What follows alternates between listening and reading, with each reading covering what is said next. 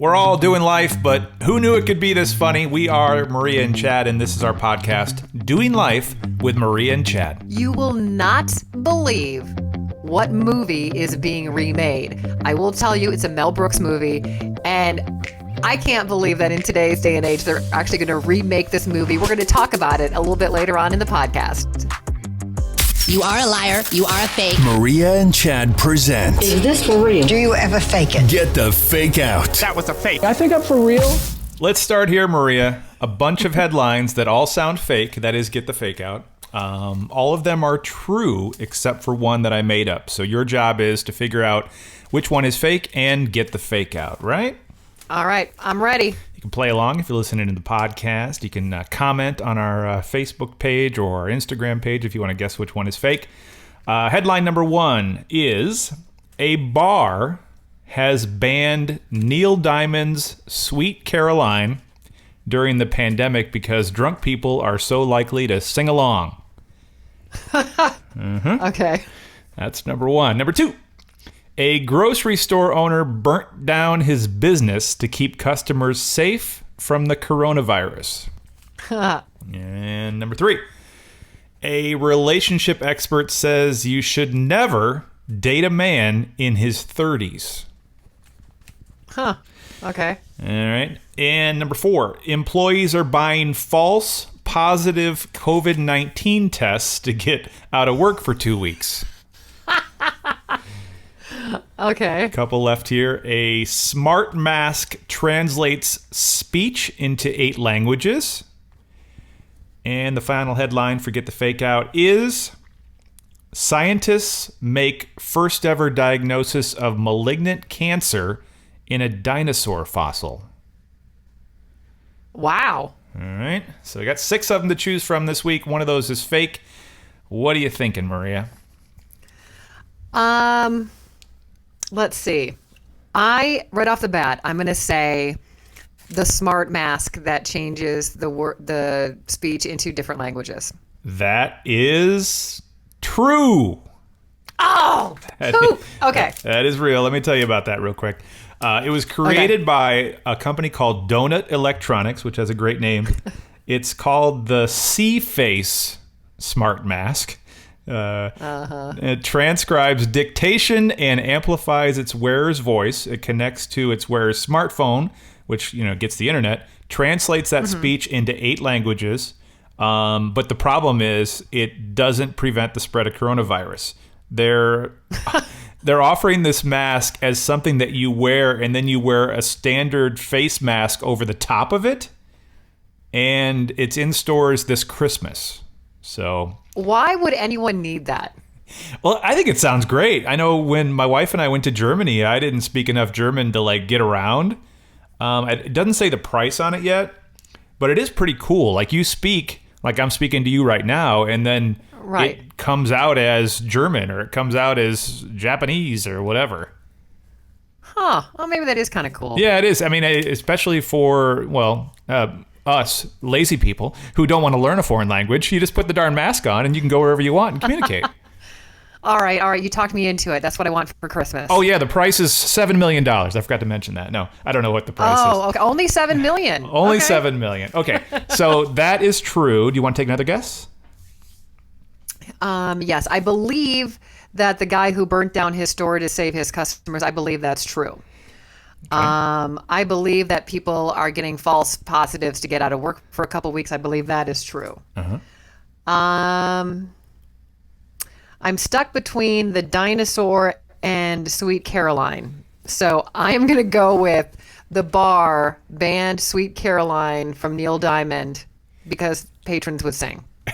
I think you made that up. Touching hands, reaching out, touching hands, touching me, touching you. That is true. Oh, darn it. In a city called Caralejo, Spain, a bar exists called Murphy's Irish Bar. And the sign reads, due to COVID-19, Sweet Caroline is banned. There will be no touching hands, reaching out, touching me, touching you. Which I think is hilarious, right? Oh, they were doing a little play on words there. Okay. Let me help you out a little bit, because the one that you were positive about is the fake one. Oh, Employees are buying false positive COVID-19 tests. I made that up. But really? I think that's a future headline. I think that is going to happen in real life. I was thinking about that. I'm like, okay, well, that's probably pretty close to reality. In the near future, people are going to want to, get out of work for, a couple of weeks, and easy to do it. Yes. Say, hey, I'm sick. So let's run through the other ones here. The grocery store is in Western Australia. The guy that owned his grocery store that burned it down. This just seems crazy to me. He was so obsessed with keeping customers away from the coronavirus, he thought the only way is to burn his business to the ground. And I'm reading this story. I'm like, how about maybe you just put a close sign on your door?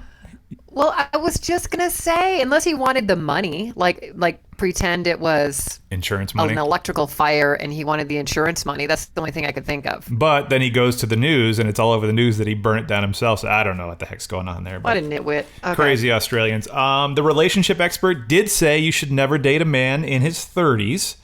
Now, why is that? You would think the guy would be out of the dog phase and ready to maybe settle down. There's an expert that will say anything, but I think in this case, this lady, it's a female expert, says that if you're in your 30s and you're still single, you must have some sort of commitment issues. Oh. Since that's the age range when most guys have settled down. So the expert says it's better to date a divorced guy in their 40s and up. At least they're not afraid of commitment. But they have a lot of baggage. Okay. Yeah, the baggage. And the other one that was true was the scientist made first ever diagnosis of malignant cancer in a dinosaur fossil. I guess do you know what a Centrosaurus is? I had to look it up because I didn't know. I have no idea. What do they look like? It has a huge horn, and then that like comes out between its eyes and its nose. And then it has like a big kind of like a crown of thorns. But they found advanced tumors in the fibula of this Centrosaurus. So they found that, cancer was around. That's what killed all the dinosaurs. Well, at least this one.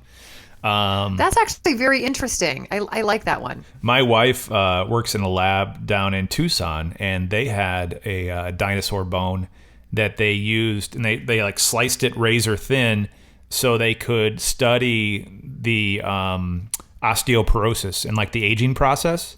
Oh, yeah. Which is kind of crazy because she came home one day. She goes, yeah, the dinosaur bone came in the mail today. I'm like, what? You just... But they did it's just like a little piece of the bone, and they were able to like chop it up and, stuff we don't understand. Look at it under a microscope. She has the coolest job, let me just say. Coolest job. She does. And I pretend to understand when she explains it to me. So that makes me kind of a good husband. So I have to tell you, now that I lost Get the Fake Out, and I feel miserable about that. It was a tough one. It was a tough one this week. It was a tough one. You had some good headlines. I worked earlier this morning, and I once again was on cart duty. No pun intended there from the last podcast where I told you I pooped my pants. Oh, that's right. Well, was it Shark Week?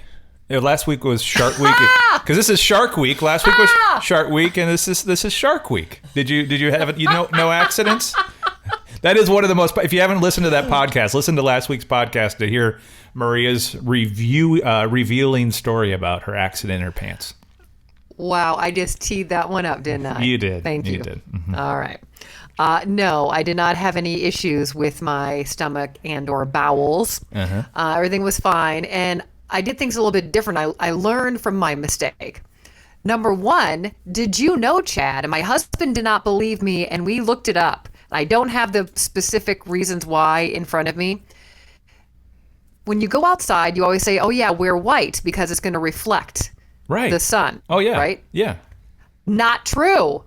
If you look on your phone right now and you look up what color should I wear when it's hot outside, it will say black. I learned that. What? Isn't that interesting? That changes everything I thought I knew. Is it cooler? You tried it? Well, I wore black today and I felt a lot better. So apparently when the heat reflects off the white, it still goes through down to your skin.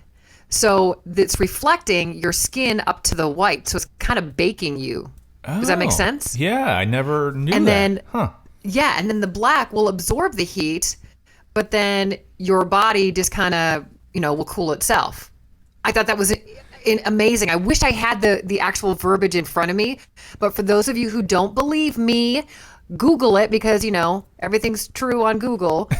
But you should wear black instead of white when you're outside working in the yard or out in the heat. The lawn people here in Arizona, we're at 110 degrees every day right now, with the long sleeves on, and I just feel for them. But I know it's protecting them from the sun, but it's just got to be so hot. Like, almost sometimes I'll see guys wearing like flannel shirts. I'm like, what are you doing? It's so hot.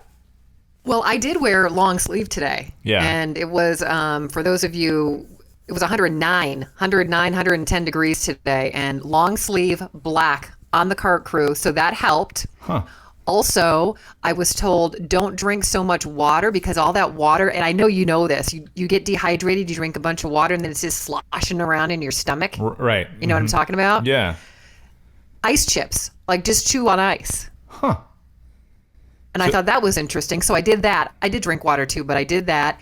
And I wore a sports bra, and I just dumped ice in my sports bra. So I had this big bulging boob, and I literally had handfuls of ice in my sports bra, and it helped keep me cool today, and I didn't shart or anything. I got my job done. You had ice in so you could feel it melting and dripping. Was it was the first insert of the ice a little shocking, or was it refreshing? No, it felt good. But you know what was so funny is I was trying to melt it. Yeah. And so I would just kind of have my hand in between my boobs, and I would just kind of press on them. And I was talking to one of the cart crew guys, and he goes, okay, so you have ice in your bra, right? And I said, yeah. He goes, otherwise this conversation would be really weird because you're touching yourself while we're talking. Yeah. That is great tips today. Dark long sleeve shirts in the hot weather, and ice in the bra. Wow, the things you learn. And ice chips. Drink your water, but also chew on ice, because that will satisfy that will satisfy it. And I that was something I learned today. Well, since we mentioned that it was Shart Week last week, I got to ask you, because I know one of your favorite weeks of the year, which is probably more than 1 week, thanks to the Discovery Channel, is Shark Week, which kicked off last night. And I don't know if you were working or had time to watch it. Have you seen Mike Tyson versus Jaws, the premiere episode of this year's Shark Week? So I missed it then. So to answer your question, I was working, well, I did work yesterday, but then I had some other plans I'll tell you about later. Okay. But I missed opening Shark Week. Well, so did you see the Tyson thing? I'm so excited. It was appointment viewing for me, because I'm entertained by the train wreck that is Mike Tyson. And Shark Week, I don't watch because you can't watch every hour. It goes for days. Every year they've got a gimmick. I want to say, was it Michael Phelps raced a shark last year or 2 years ago? Yeah, but that was a bunch of hogwash, though. He didn't really race a shark. He just swam, and they timed him, and it was a bunch of... Well, the Michael Buffer, the guy that says, let's get it ready to rumble. That's like his thing. Yeah. So they hired him for the commercial that led up to Shark Week. And they're like, Mike Tyson's going to fight a shark, and obviously that's not a reality, because he would get his arm bit off. So right. He was, he's this big, tough, legendary boxer that just destroys other men. And he acted on this show exactly how I would have. He got sick. He got seasick in a bucket. And oh my God. One of the funniest things was, because you can imagine, he's actually got a fight coming up next month. He's going to be fighting again at like age 56, I think. He's been training, so he's huge and muscular again. They were trying to get this wetsuit on him, and they couldn't attach it in the back because he was too big, And they never made a big deal about it on the show. But if you see a replay, watch for that, because I actually had to rewind it because I was laughing, because they were like, oh, let's just put the camera in front of him so you can't see that you can't get the wetsuit around him. But they did. Would they have planned that out a little bit better? I don't know. It kind of seemed like they just were winging it. They had a guy on the show who had his leg and arm bit off by a shark, so he had like the fake leg and the fake arm, and he was his coach because he had been around sharks before. And then they had like a guy who's been a famous videographer of sharks that was there. And they did it all in the Bahamas.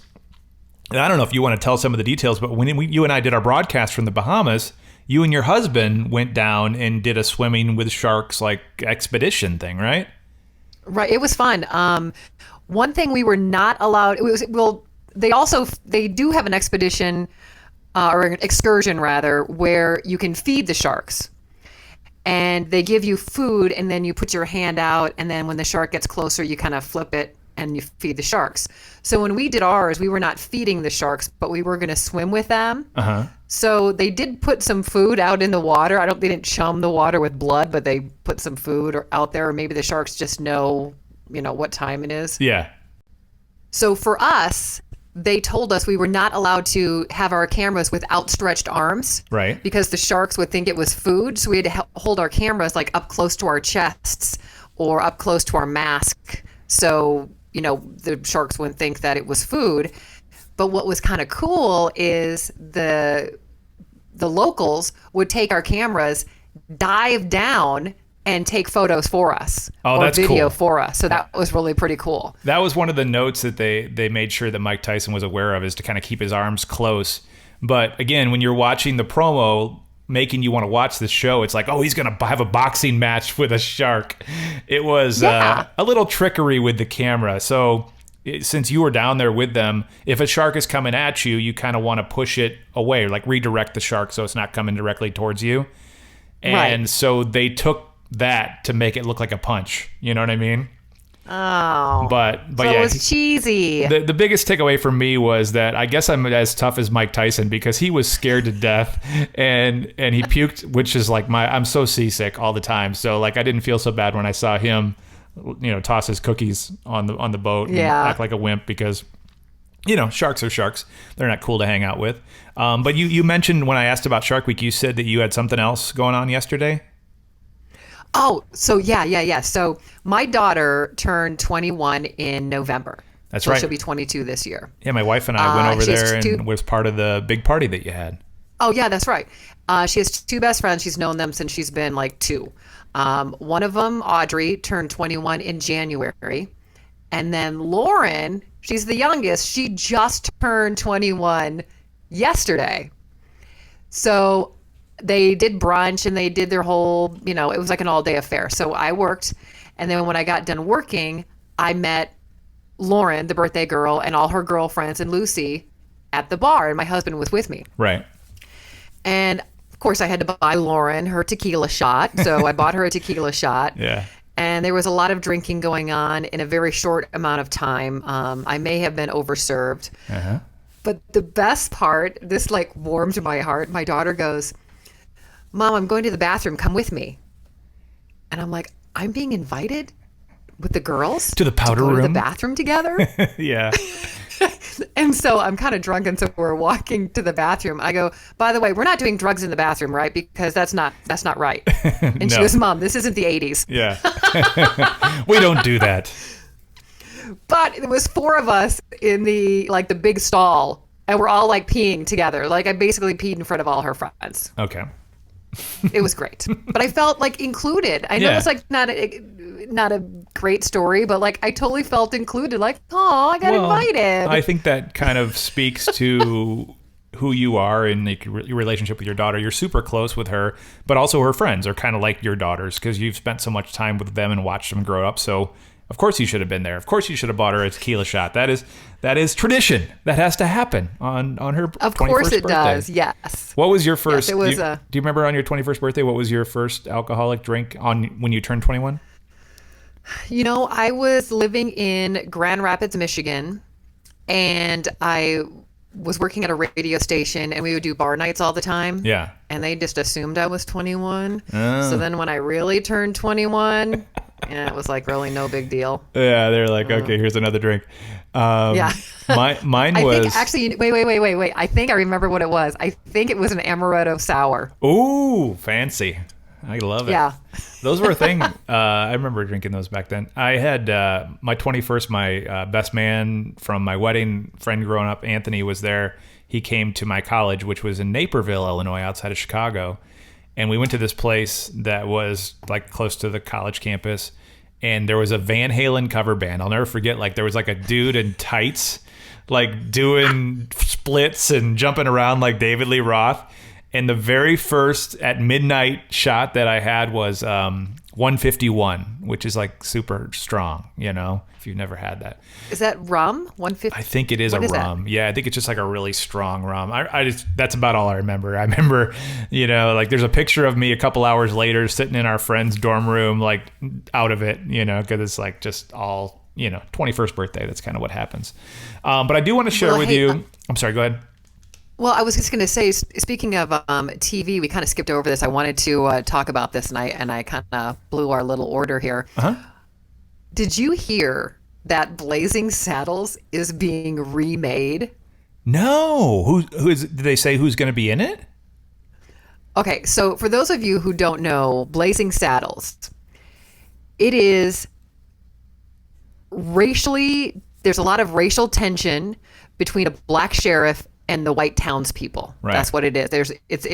It pokes fun at racism. There's a lot of humor in it that's really, really edgy. Would totally not be made today. There's no way in hell that thing would be made today.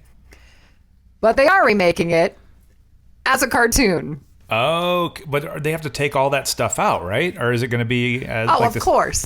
Like it has to be a totally So- different movie in these days.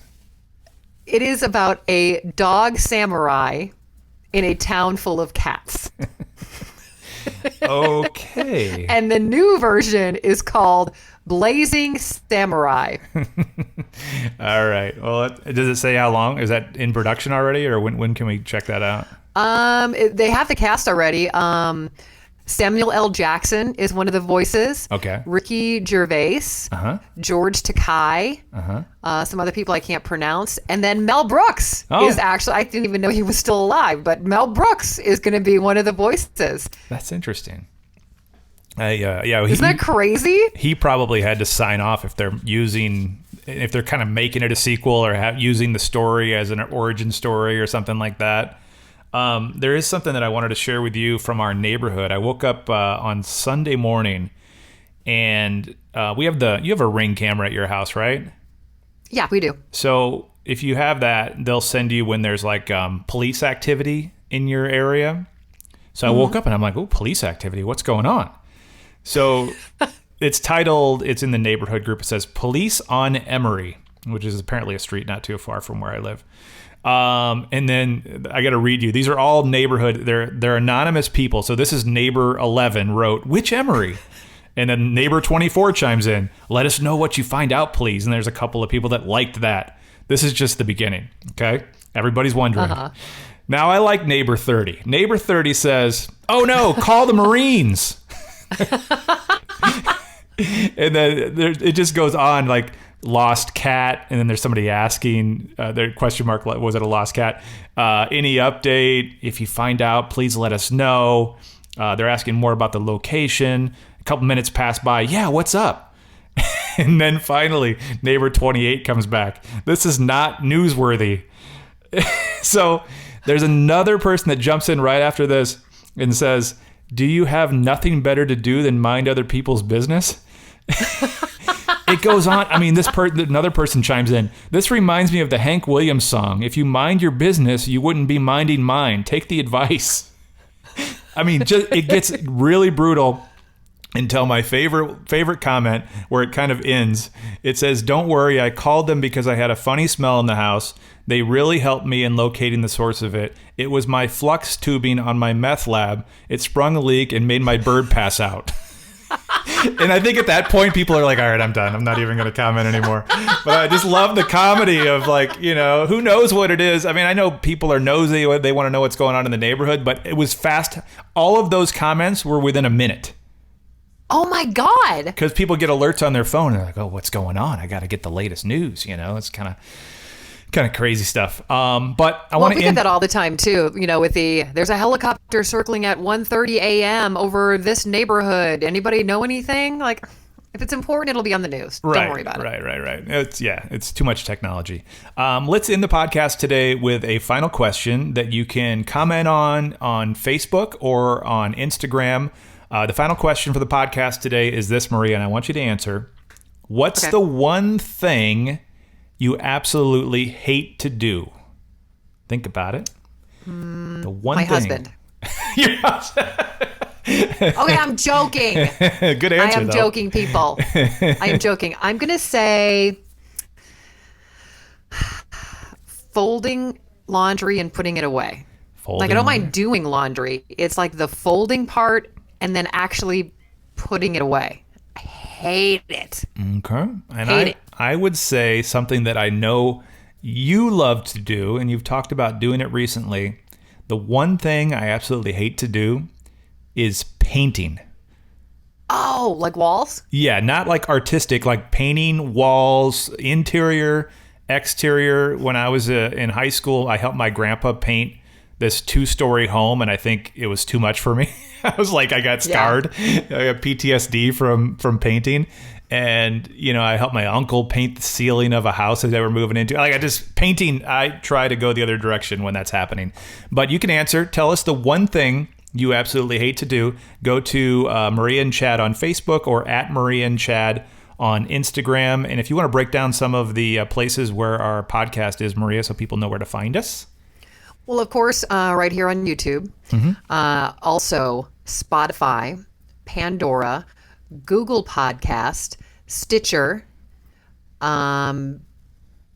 I forget. iHeart. iHeart and TuneIn And Podbean. That's Right? it. Yep, you got them all. and Podbean and Radio.com. And don't forget to subscribe to these so that you find out when we get new episodes.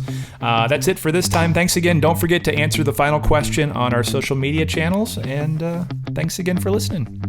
Thanks again for listening to Doing Life with Maria and Chad. Follow us on Instagram at Maria and Chad. You can now listen to every episode on the iHeartRadio app, Spotify, Google Podcasts, TuneIn, Pandora, and of course, you can watch on YouTube. Don't forget to subscribe and turn on notifications so you don't miss a single episode.